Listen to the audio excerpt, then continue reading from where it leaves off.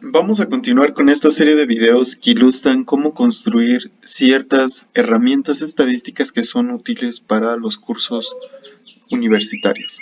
Vamos a construir una tabla de frecuencias analizando la siguiente problemática.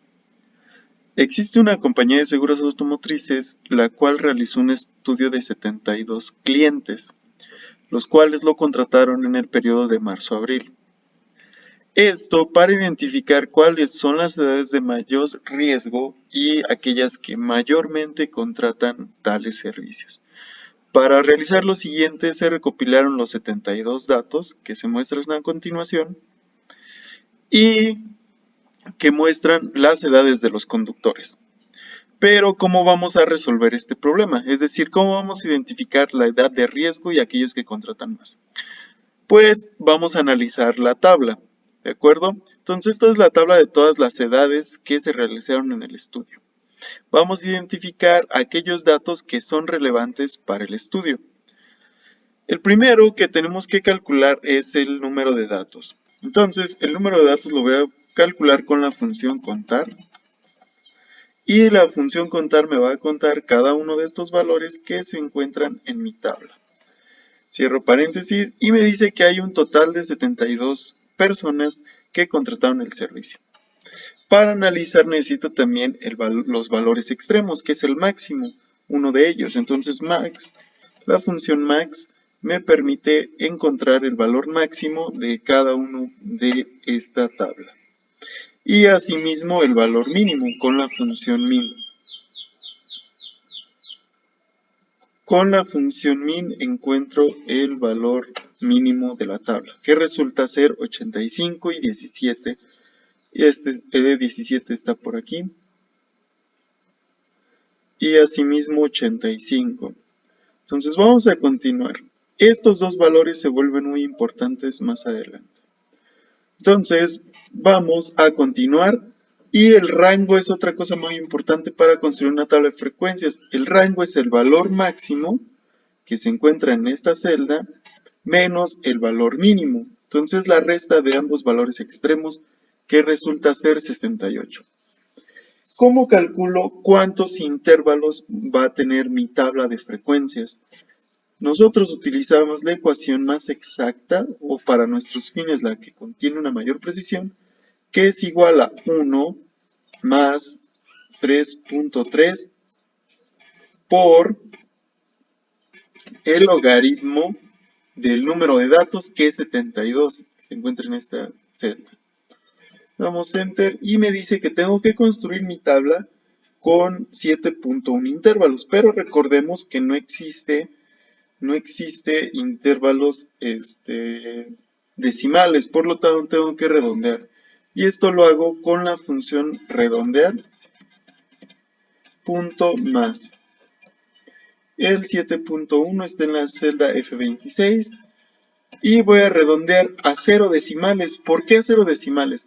Debido a que mis datos en mi tabla son edades y las edades son números enteros para este caso.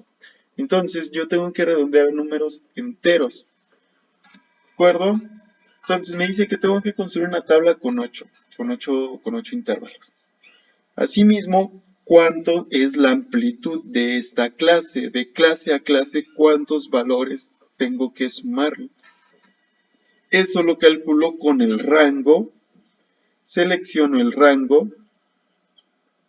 y lo divido entre el número de intervalos. Y el número de intervalos es 7.1. Vamos a tomar esto antes de redondearlo. Entonces me dice que yo tengo que tener una amplitud de clase de 9.5. Entonces tengo que sumarle 9.5 años a cada clase, ¿de acuerdo? Pero nuevamente, como nuestros datos son enteros, tengo que redondear el entero más próximo. Redondear punto más. Y nuevamente a 0 decimales. ¿Por qué a 0 decimales? Porque nuestros datos son enteros. Entonces la amplitud de clase resulta ser 10 años. Si yo en dado caso tuviera otro tipo de datos aquí como decimales, no sé, 10.8, 3.32, yo tendría que redondear ahora no al entero más próximo, sino al decimal más próximo. Y si tuviera milésimas, a la milésima más próxima.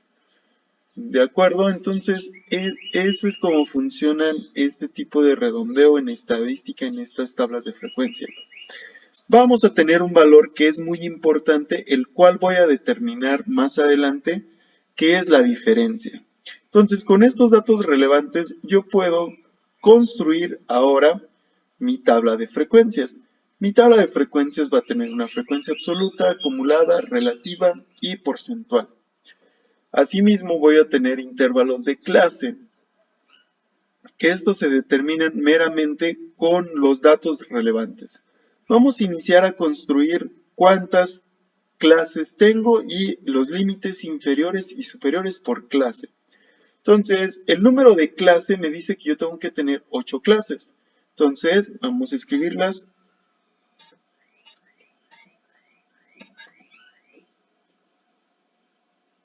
Como esta celda está identificada, nada más desplazamos.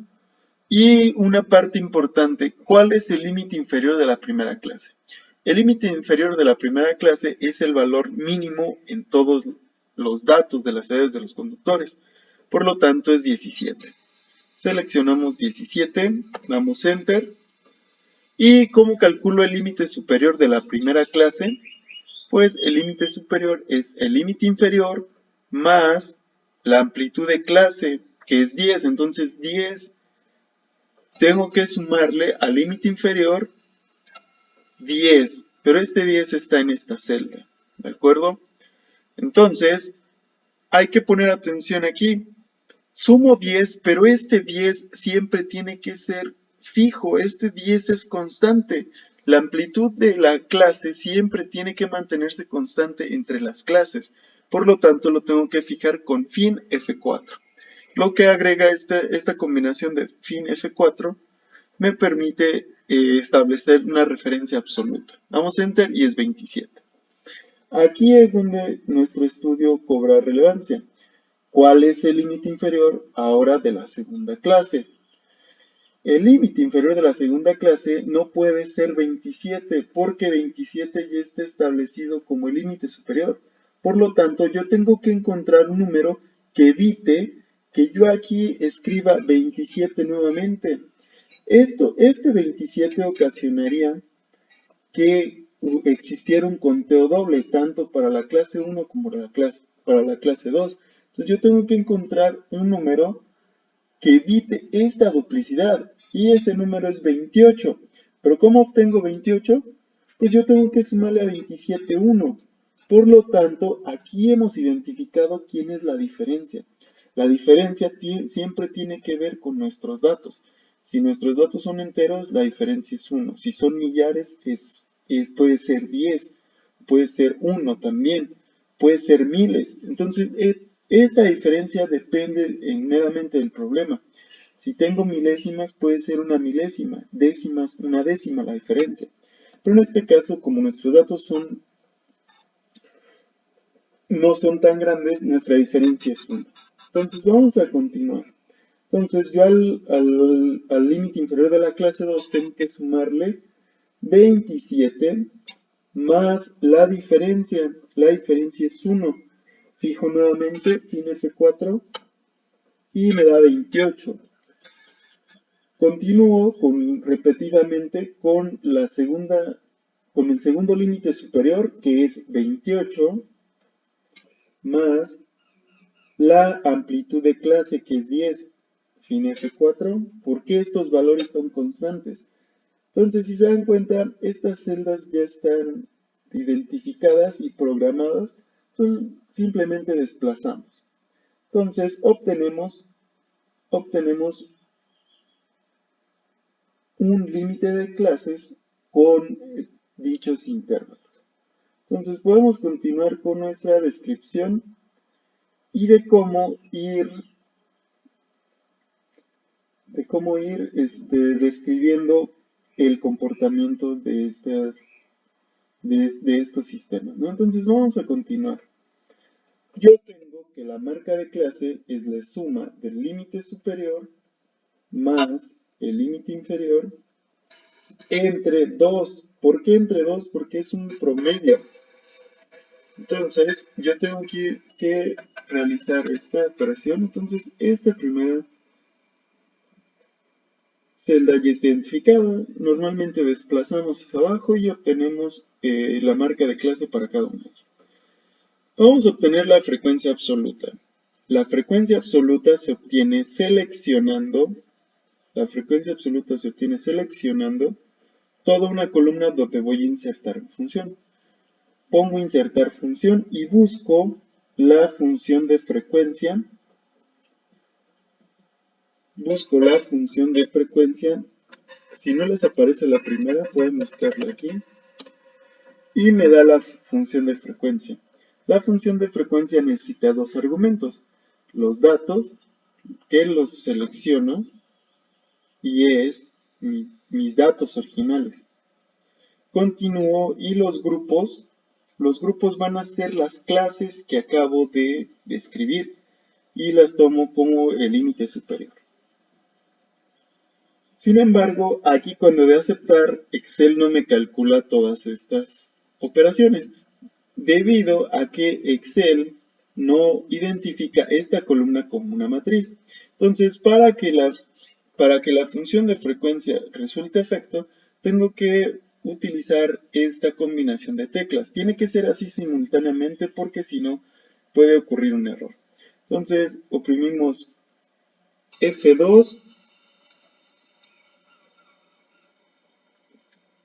Control, Shift y Enter y observamos que nos acaba de dar una identificación, como observan. Ahora ya lo identificó como una matriz.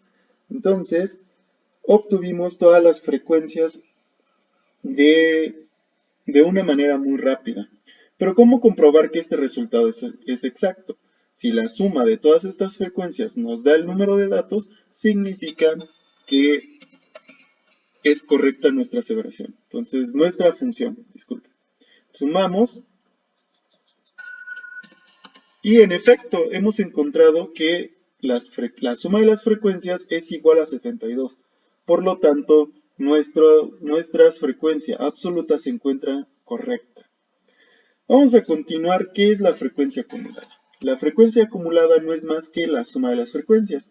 Entonces es sumar la frecuencia absoluta más su frecuencia anterior, no hay ninguna. Entonces 28. Entonces esto es igual a la frecuencia anterior más la siguiente es 12. Y así sería 40. Entonces así sucesivamente obtengo todas las frecuencias. Y tiene sentido que la última frecuencia acumulada sea 72, debido a que es la suma de todas. La frecuencia relativa no es más que la frecuencia absoluta entre el número de datos o el total de las frecuencias. El total de las frecuencias es 72. Como este valor no cambia, lo fijo con fin F4, doy Enter y esta es la frecuencia relativa. La frecuencia relativa resulta de la división de lo que les comentaba. Entonces nada más desplazamos y obtenemos nuevamente las frecuencias relativas. Las frecuencias porcentuales no es más que la frecuencia relativa por 100. Esto es para escribirlo en porcentaje. Entonces nada más es multiplicar por 100 y desplazamos. Como observamos, ya tenemos nuestra tabla de frecuencias completa. Pero hay que corroborar qué es lo que concierne este tipo de características. Si la suma de todas estas frecuencias relativas me da 1, significa que las frecuencias relativas también se mantienen y se encuentran en el intervalo de la estadística. Y hemos observado que es 1 y también asimismo la segunda columna debe de dar una suma del 100%. Vamos a sumarlo. Y en efecto hemos encontrado que las sumas independientes de cada uno concuerdan con nuestros datos. Entonces, como observamos, la respuesta es que en la primera clase de la edad de 17 a 27 años se encuentra el mayor grupo de riesgo para aquellos que contratan seguros en la compañía. Y concluimos nuestro estudio mediante un análisis de los gráficos. Un análisis de los gráficos también es muy importante, entonces vamos a construir un histograma. Un histograma no es más que una gráfica de barras donde representan las frecuencias. Yo aquí anteriormente he copiado las características de cada uno de estos objetos, que es la marca de clase y la frecuencia absoluta. Pues vamos a insertar un gráfico y este gráfico de barras nos va a ayudar para describir de una manera más ordenada cómo es el perfilamiento de esta. Seleccionamos columnas, seleccionamos la segunda, vamos en aceptar. ¿Se dan cuenta? Esto no se parece a un histograma, pero vamos a hacer que se parezca. Damos doble clic y vamos a ver el formato de serie. Entonces, la superposición, vamos a poner 0, igualmente 0 para que no haya espacio en las columnas ni en las barras. Entonces, como observamos, obtuvimos un histograma de la frecuencia absoluta y se tiene que ver de esta forma. Vamos a continuar con un polígono de frecuencias. Un polígono de frecuencias es un diagrama de dispersión donde se conectan los datos. Seleccionamos donde se conectan los puntos y seleccionamos las dos columnas. Vamos a insertar. Seleccionamos un diagrama de dispersión, aquel que tenga líneas, que unan los puntos con líneas. Y este resulta ser el polígono de frecuencias de la frecuencia absoluta para el caso. Se dan cuenta, tiene el mismo comportamiento que un histograma, pero este está identificado de otra manera o de forma diferente. Vamos a continuar con una ojiva. Una ojiva es básicamente una gráfica, pero ahora con la frecuencia acumulada. Entonces, insertar gráfico, vamos a seleccionar el mismo de dispersión.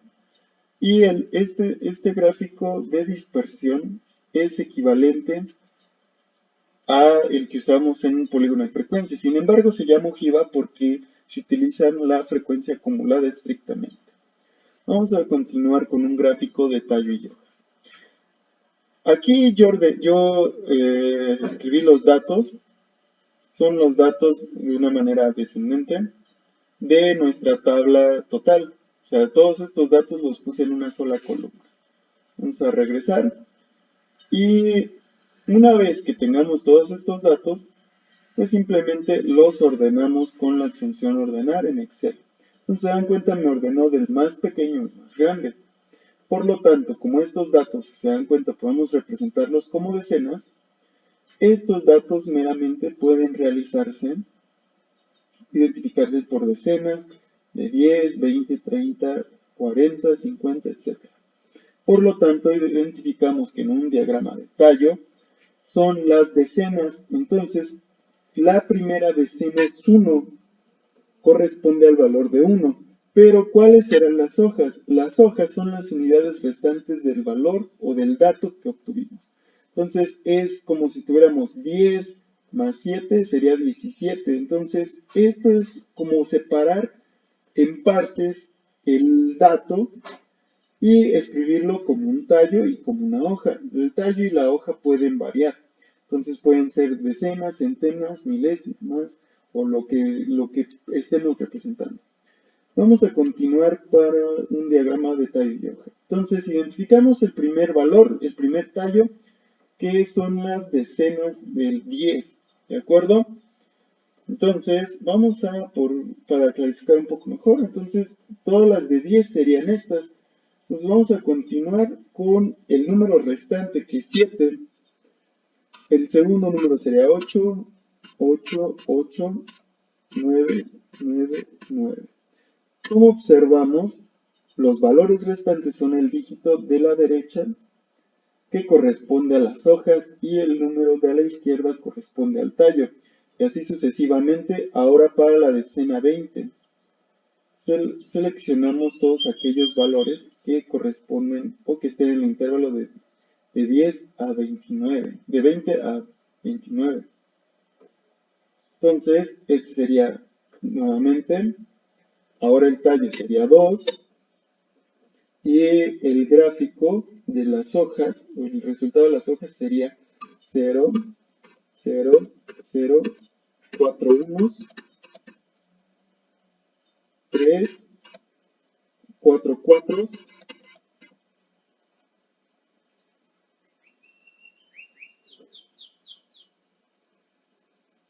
4 5